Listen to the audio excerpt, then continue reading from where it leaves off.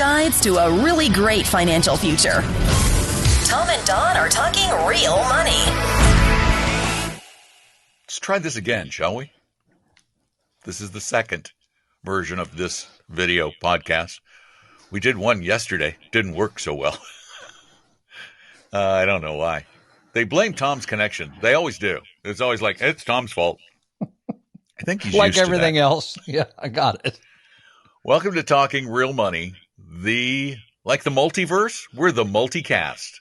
We're the combo cast. We're the video cast. We're the audio cast. We're the, I'm not going through that thing again, am I? No, I'm not going to do the castaways, the outcasts, that. No, I'm not going to go there. I am in Florida. Why? I don't really know. If I could be somewhere else, I probably would be. But I am in Florida where it's bloody hot. It's bloody hot. I don't know why people come here, and I live here. What is wrong with me? And then people come to visit Disney World here in the summer. Really? What are you thinking? Oh, the kids are out of school. That's right. There in the massive, albeit Midland Museum of Modern Military Model Airplanes, and the old ones too, is, yes, ladies and gentlemen, he is back. He is back from the lake, from the depths of Chelan, Thomas Charles Koch II. As they like to say around the office, tan, rested, and ready. Really? Are you really that ready? I'm going to put my glides on, my I'm eyes about to on. find out, right?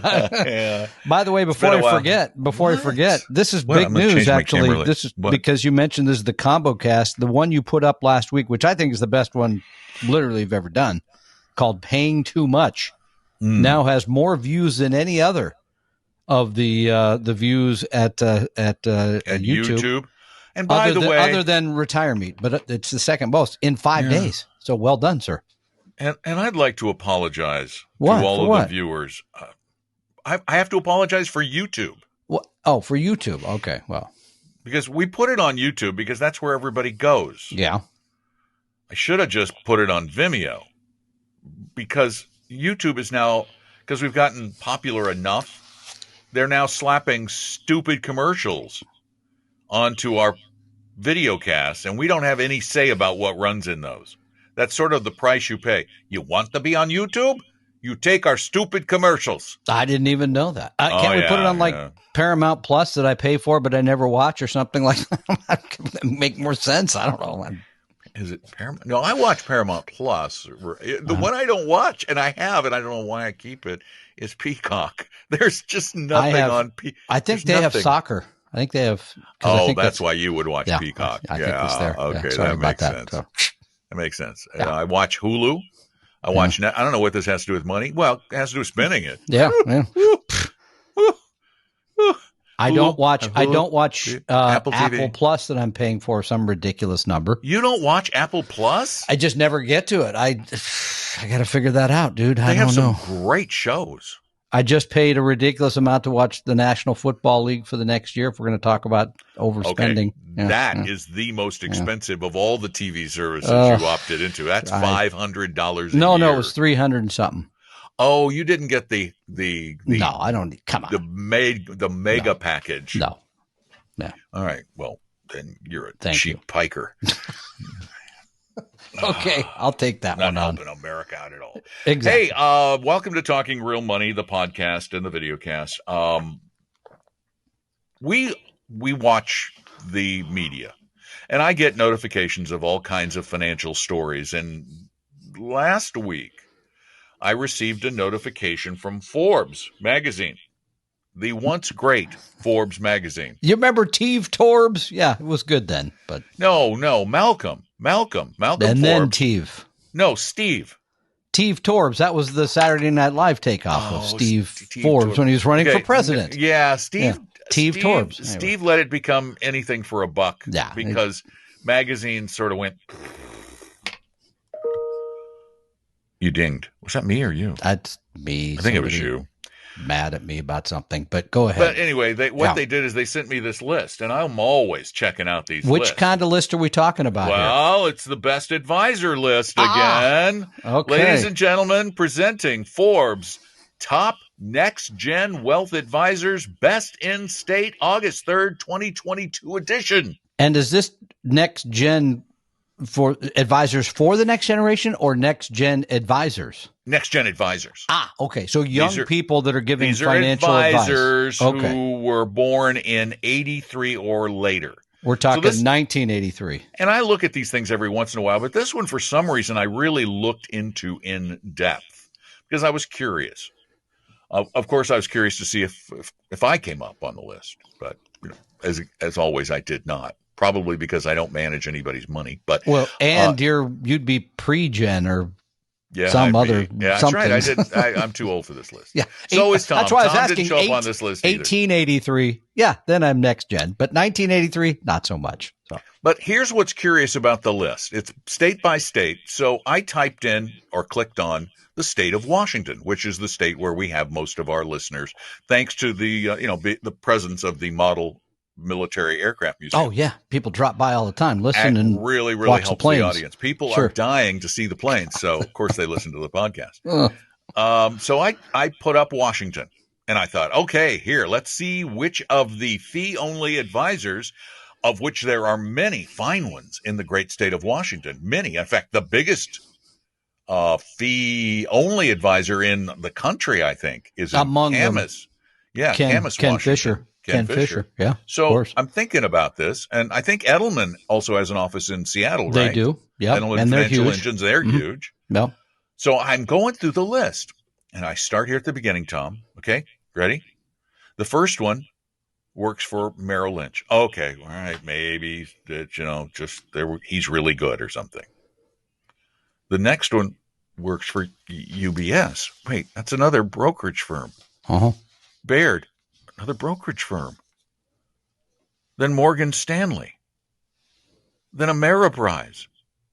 Then RBC, which is Royal Bank of Canada, and a brokerage firm. Then about 5 more from Morgan Stanley in a row. Another Merrill, another Ameriprise. Ed Jones, Northwestern Mutual. Yeah. LPL, Linsco Private Ledger. Give me a break. They used to be the place of last resort for brokers who couldn't stand being in the industry. All right, we'll go to LPL. Wells Fargo, and they are really fine money managers. They have terrific reputation, I believe. Their reputation.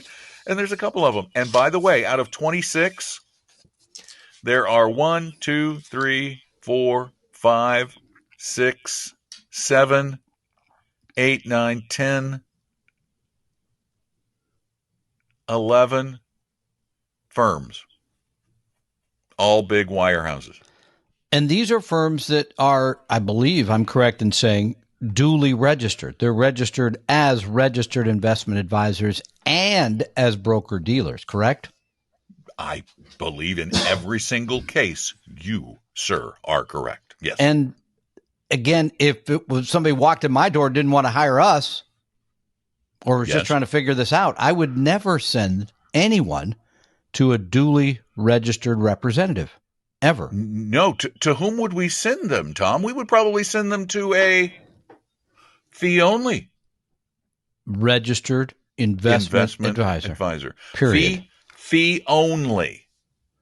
You see, every one of these, while they may at times act as a fiduciary, albeit with pretty much ridiculously high rates across the board, they can also sell commissioned, high expense, less than perfect products to their clients, because when you're not acting as a fiduciary, you are held to what is called the suitability standard. And what does that mean, Tom? Not much. And by the way, for those who want to know what it means, you just go back and look at your YouTube presentation from last week, Paying Too Much, because you walk through a very typical, and we see them every day, portfolio from a brokerage firm, because they generally involve individual stocks. They generally involve high fee, expensive, some including commission mutual funds, and they generally involve some other weird, like individual bonds or individual alternatives, something where they can say, see, we're really working hard for you. We found, our research department found this, and nobody at Appella, those guys don't know anything about this. Is really inside. Yeah. And you walk through that beautifully because it shows you what that really is in terms of cost. So this is, and by the way, what is the criteria for this list? How do you get on this list? Because that's what I want to know. Ask because I even sent them an email asking them to explain to me why there are no fee-only advisors on their unbiased list. Here's what it says. Each advisor is selected by Shook Research. Now, Shook Research and Forbes, they're buddy. They're like that. I'll continue on. There you see it there. Each advisor selected by Shook Research is chosen based on an algorithm of qualitative and quantitative criteria, including in-person interviews, industry experience, compliance records, revenue produced, and assets under management.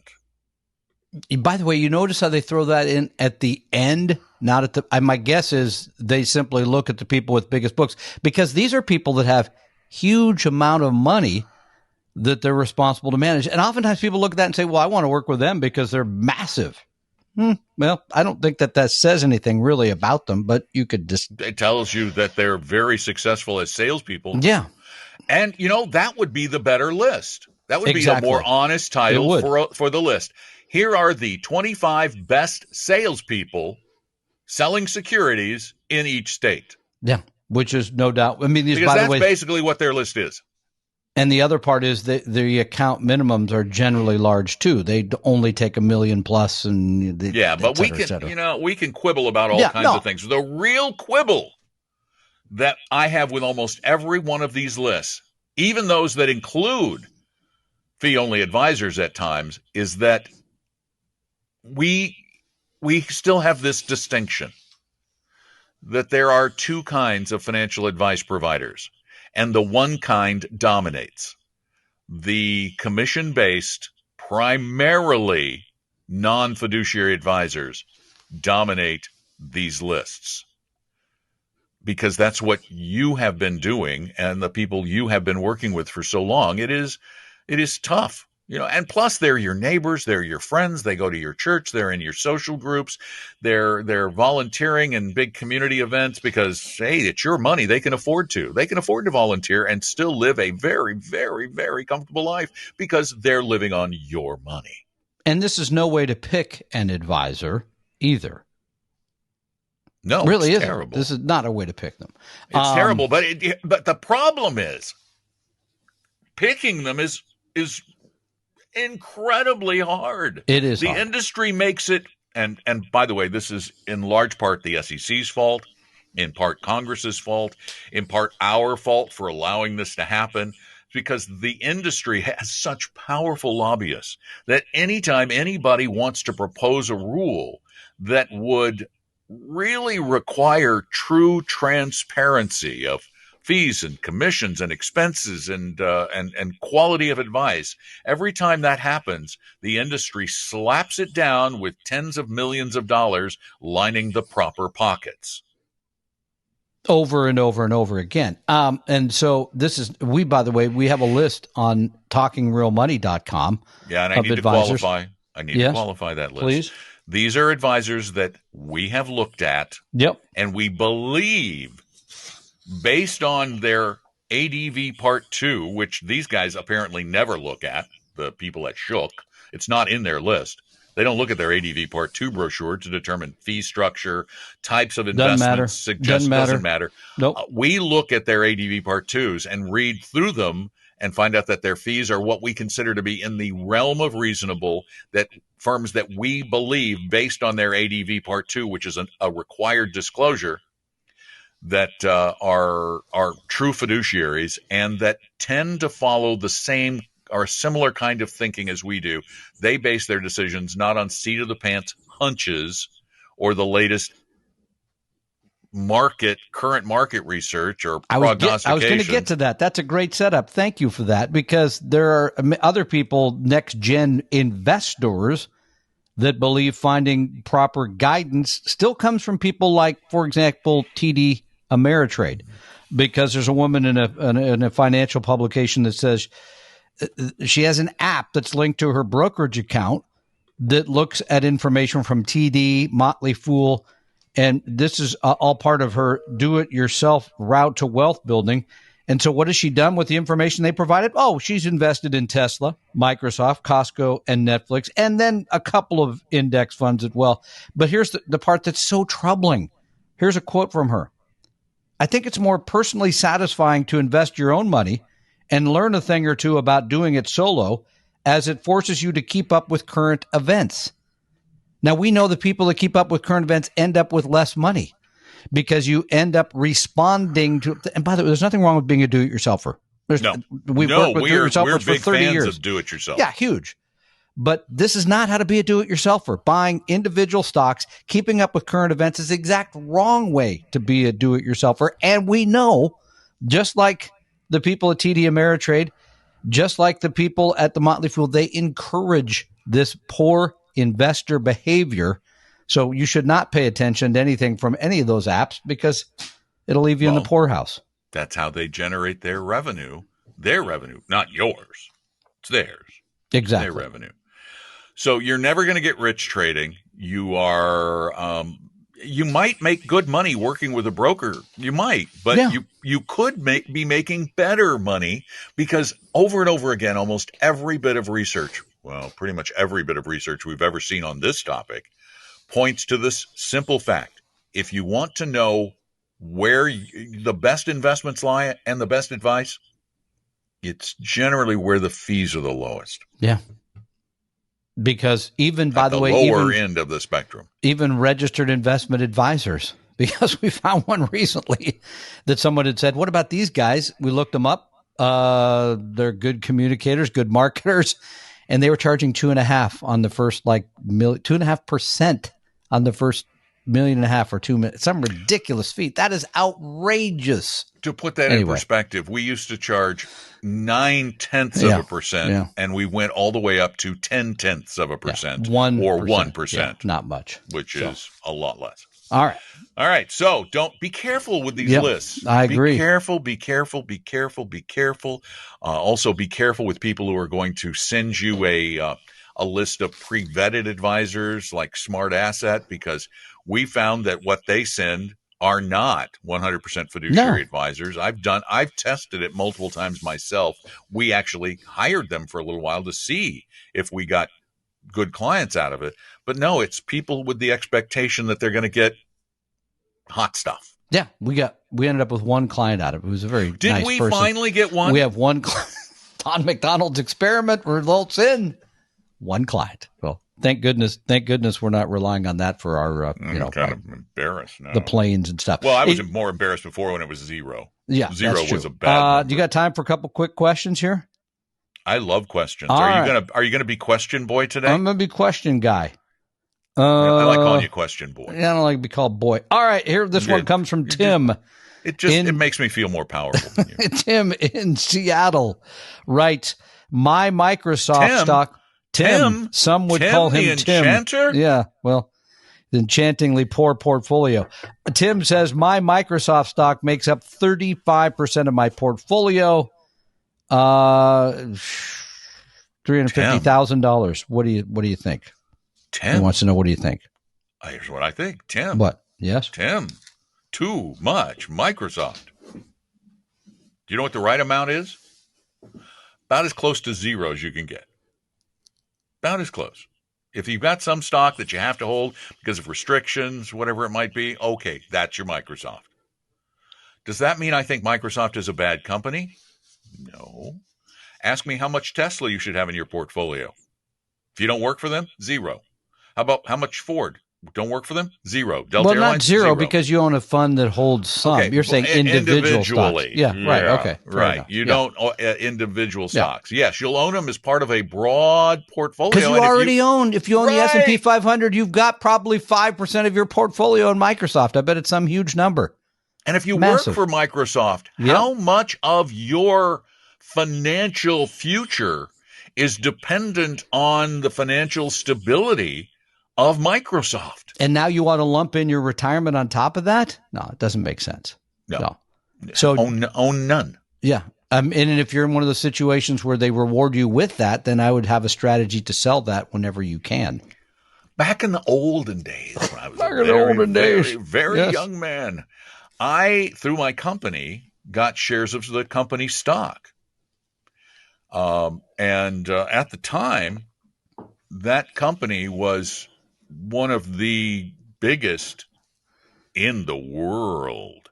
Is this the one where they would send you a kit and you could build your own home? They did. They had a catalog, very famous. I worked for them for quite some time in the Sears Tower in Chicago, in a store, a service center, and I got a lot of their stock. And if I had done like a lot of people did back then, thank goodness I was young and so hungry I had to sell that stock to just live. If I held it to today, I would have lost almost everything. Yeah. Sears, Roebuck and Company, or now Kmart Sears or Sears Holdings or whatever the heck it's called now. It's called a bag that Lambert has squeezed dry. Still has some real estate, I believe, but I don't even know how that's doing. So that's a good lesson, by the way, because you could make the same point with companies more recently like Enron, where people were told GM. Right up to the last day, should we sell our stock? No, do not sell your stock. It will be fine. And it's not so great in bankruptcy. All right, another question. This one comes from Gregory in beautiful Fruit Heights, Utah. Oh, up there in the Fruit Heights. Which I imagine what are they growing in Fruit Heights? What do you think they're growing there? Apples. Yeah, I think it's apples. That's probably right. Yeah. He wants to know. Here's the question: what do you like more? What do you like more, Don? Pears or apples? No, kidding. What do you like more? Avantis or dimensional funds? Both great. Both. What's your take? Sure. Yeah. Yes. The answer is yes. Yeah. Okay. I think he was hoping for something a little more committal there, but okay. Yes, I like Dimensional. Yeah. And I like Avantis. All right, but let's give a little history here. And if you look at my portfolio, you'll find something very interesting. You will find both Avantis and dimensional funds in my portfolio because I actually went through and did and Vanguard and iShares because I went through and did a little research and I picked. I want bits and pieces that make the most diverse portfolio I can create with an oversupply of small cap and value and emergings and things like that. So that's why I have all those bits and pieces and parts. And you want to do it at a low cost, and you want to do it a tax efficiently. Yeah, these are all ETFs. Yep. And just to be perfectly honest about it, heck, I wouldn't even mind putting my portfolio. Maybe I should do that someday. Just put it up online. I just recently sold a whole bunch of stuff in July. Little tax loss harvesting there? Yeah. I sold everything. I sold everything that had more than a double-digit loss. And then I parked it in VT. And then now you're going to turn around and buy it back. I'm getting ready to go back into all of them. And now you're going to have some carry forward losses to go against gains, et cetera. Makes sense. But let's give a little history here. I mean, dimensional funds has been around, I think, since 1981. They were exclusively mutual funds. They were built on academic work from the University of Chicago, where the founder of Dimensional exclusively institutional. David Booth, who's given $300 million, is now the Booth School at the University of Chicago. So they have a long and storied history of bringing institutional share class funds to the public only through an advisor. So there was only an advisor channel, if you will, and to private companies. On the other hand, Avantis was a spinoff, and I think in the last 5 years, recently, of dimensional funds and exclusively in exchange traded funds, because they're like, well, wait, exchange traded funds are more tax efficient than mutual funds because the way they're they're less expensive to operate. Yeah, they're less expensive to operate. So Dimensional had sort of been dragging their feet on getting into exchange traded funds. And so Avantis saw an opportunity and they took it. Now they're still relatively small. They are, I think you pointed this out once, Don, a tad more aggressive, I think, in terms of the fund operation than what you would get at Dimensional. Well, when I look at their portfolios, for example, on a small cap value fund, they skew a little bit more toward the value side and the smaller company stocks. They're a little smaller and a little more value-y. Yeah, I think that's not fair. A real word, I don't think. Value-y. So, value-ish. Again, we really would have a hard time discriminating between the two. And then, of course, we use Vanguard because they provide pure index funds in certain share class or certain asset classes. We think it makes sense to just own an index fund, especially on the fixed income side. So these are all very fine, fun families. And as Don pointed out, maybe one day we will put our portfolio up there. I mean, we give you free portfolios at Fidelity, at Vanguard, at Schwab that are good. Not great because we think it's great to use some of these other fund families that add a little bit. And remember, my portfolio is right for me. Yeah, exactly. It is not necessarily right. In fact, it isn't right for you because you and I don't think the same way. And it's more about how we think and emote and feel and react than it is on what is right or wrong. As long as we get the basic construct down, we're in pretty good shape. Yeah. And I want to mention one other thing before we go here, and that is we want to help you get educated about all this. That's why we do the podcast. Yes. That's why we do Retire Meet. And now, ladies and gentlemen, because the world is returning, I guess, we are doing more classes again. So we've got two coming up. September 10th, Thriving After Divorce. I wish I took this one, but I didn't. This is Saturday, September 10th. This is part of our women's initiative. And you can go online to Talking Real Money classes, click there, and you can register. That's an only online event. Then on Saturday, September 17th, I am doing Retiring in a Recession, which I guess I've been urged to do. Not retire, but do the class. That is in person. Are you sure that's all you've been encouraged to do? I'm listening to the ground closely. That's coming up in person in beautiful Bellevue, Washington, but also online. I have way more people that have signed up for it online. And I think there's some nominal charge if you come to the Bellevue things. You get a copy of Paul Merriman's book, et cetera, et cetera. And so it's Saturday morning, 9 a.m., the 17th. Love to see you there. 9 a.m. Pacific time. Thank you. Thank you. Because I'll do that. I'll race back here, do the show with Don at that point. So those are coming up. Take advantage of them. They're great opportunities to learn. We go through portfolio development, withdrawals, everything. At Talking Real Money or Investor? TalkingRealMoney.com, and you click on classes, I believe they're there. Is it on Talking Real Money? You better look, but I think they all are. I don't know. Something you should know, but you don't know. Yeah. I don't know. Speaking of having your ear to the ground to see what's next, might be something. It's still a website, I believe you could check. The one from the 10th is not there. All right. That must be at Vestory.com. Okay, but the one for the 17th is there. That is there. Yeah. But no, the other one must just be at Vestory.com. Vestory.com. Take advantage. Use them. Use us. Get educated. Get smart. Yeah. Oh, you have Kevin with you. Yeah. Kevin Peterson will be there. I like Kevin. He's outstanding talking about Medicare. He knows more about Medicare. He has been my go-to resource for Medicare help. Holy cow, he's been so good. He is phenomenal. And for those who want more personal help, you can simply go to the Contact Us form and we'll be glad to. Or go to Vestory.com and set up an appointment. Yeah, either way. Do that. Yep.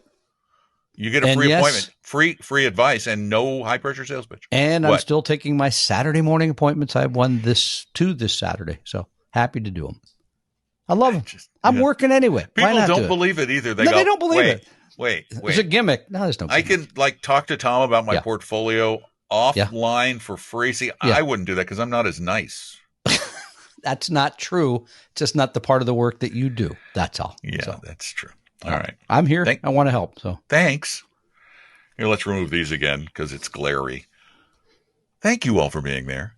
Please, please, please, if you get a chance, tell a friend or two or 1,000 to watch, the videocasts on YouTube, to listen to the podcasts on every podcast service out there, to share it via social media, and if you like what you hear, leave a review on Apple Podcasts or give us a star thing on only if Spotify. it's a good one. Don't label us politically and say we're bad people. I know. It's just not I hate true. that. I hate that when we get like 2 stars from somebody going, we're 2 flaming libs. Okay, by the way, my flaming lib brother who's visiting right now saw that and just laughed. He's like, they're saying that about you? You are not. You are as far I'm a lot of things. You are so far. I am so middle of the road. Me too. I am, but I'm more middle of the road than you are. True. You're slightly right of center. I may be on a couple of things slightly left of center, but I have generally been, in fact, I'm a big believer in the middle truth party.